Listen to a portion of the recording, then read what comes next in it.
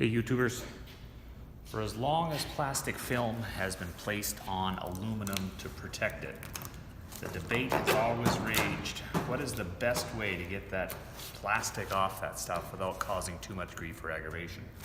We want to put a line of rivets right here, so we want to expose this, but we want to keep this protected at the same time. Take a soldering iron, very light pressure, start on one end. Just put that pressure on there, make sure you're not scratching anything, hold it at a very acute angle, bring it all the way back.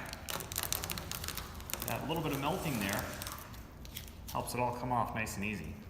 So once again, just a very acute angle on your soldering iron. Pull it all the way through.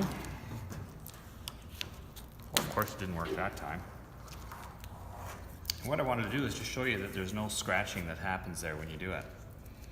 So a little shop tip for the week.